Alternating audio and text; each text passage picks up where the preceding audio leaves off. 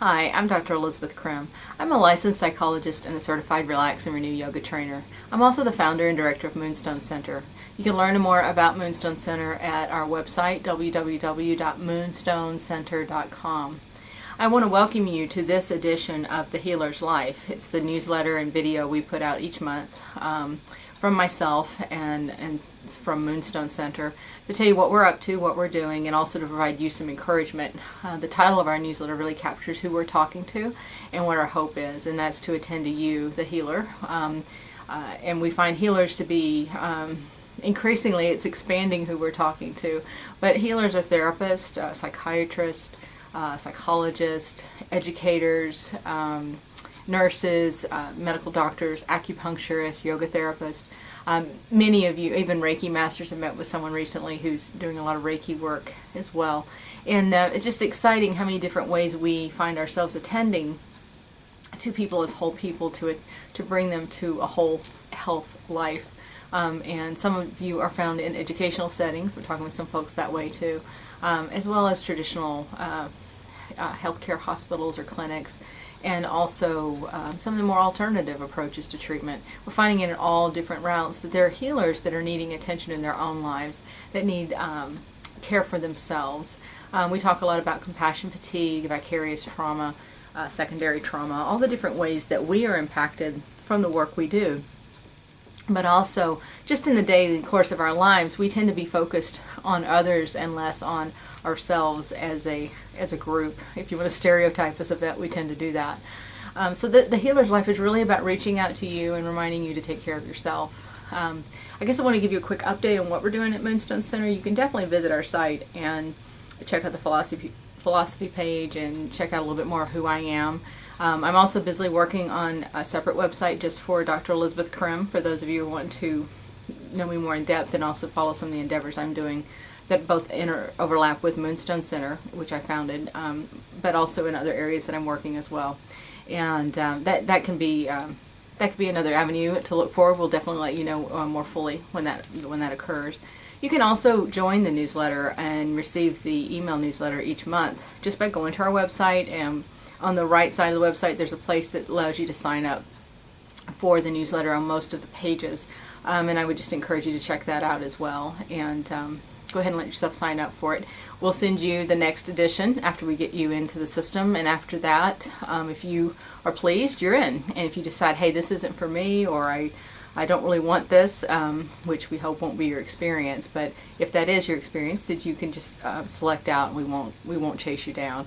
So just want to invite you to follow us that way. I'm also on Twitter at Dr. Elisabeth Crim, and Facebook, Dr. Elisabeth Crim, and we're on LinkedIn under Dr. Elisabeth Crim. So you can kind of follow me in lots of different places if you want to kind of see what we're doing. And I put out messages kind of routinely 2 or 3 times a week of encouragement, as well as what's happening, or just newsworthy things that I see that I forward as retweets or repostings on any of the sites. And then I'm involved in some discussion groups on LinkedIn as well. So anyway, I want to talk to you today about the area of self-care, of attending to your relationships, your personal relationships. I think a lot of times in our own personal lives, our own intimate relationships can sometimes not get the attention that we actively help our patients or clients or those we are working with, as we help them attend to their relational life and their relational healing. We tend to forget to attend to our own sometimes. And even those of us who are in really good marriages or have really good friendships that are very fulfilled in our relational life with our children or stepchildren, grandchildren, any of these different relationships we find ourselves in, even if you feel very fulfilled in those in general, they still take time and attention. You still need to do check-ins with those who you're in a relationship with. And I'll speak specifically to those of you who have a spouse or a partner, that it takes time to see, hey, what are we doing here? Have we assessed how much we're in sync? Are we communicating about, what we're needing and hoping out of our relational life together? Are we being fed and nurtured? We all come into our adult lives with some attachment injuries from our past, and it's inevitable that we're going to have some missteps, some things that affect us that are either unfulfilled or maybe even have been abusive. And we need to acknowledge that and remember that we have an opportunity in those most intimate relationships with our spouse or our partner to seek healing, to find healing. And I find that true when I was single. I found it true even with some of my best girlfriends and different people who were in my life. It doesn't have to be a partner. As a single person, you find this in lots of different ways. But I think it's even through attending to those relationships that you lay the path for having a more fulfilled, ultimate, intimate relationship, whether it's with a partner, a marriage partner, or like I said, a friendship, depending on where you are in your life. This is a place where you can actualize healing. You can have corrective experiences if you're conscious about it.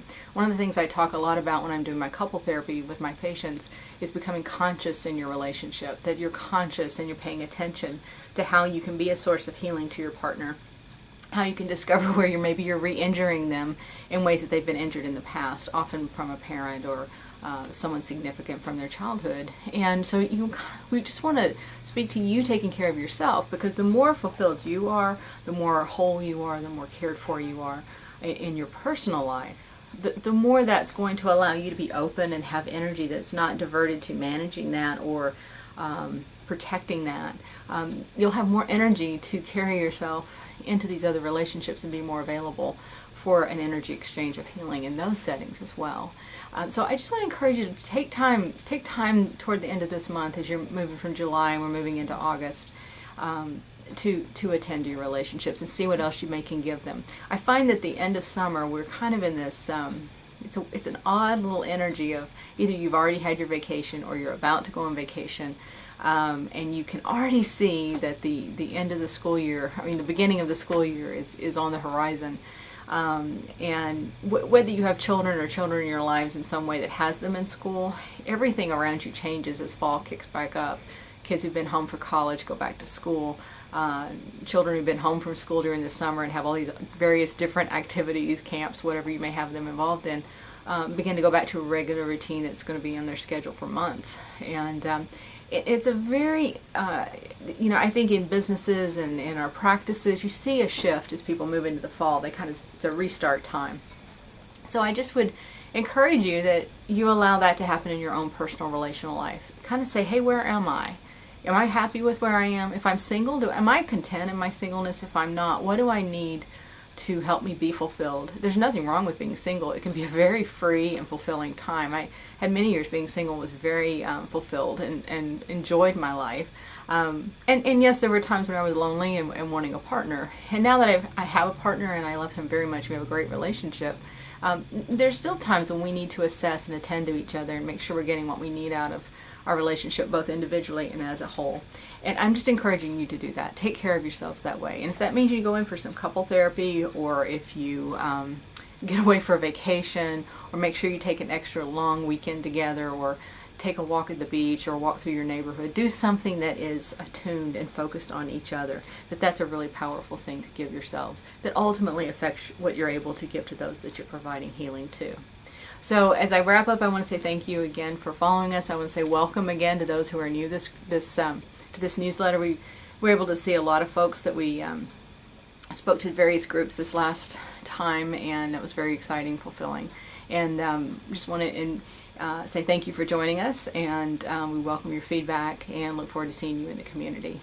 I hope I do get a chance to connect with you directly between now and the next newsletter. So you take care and have a good day.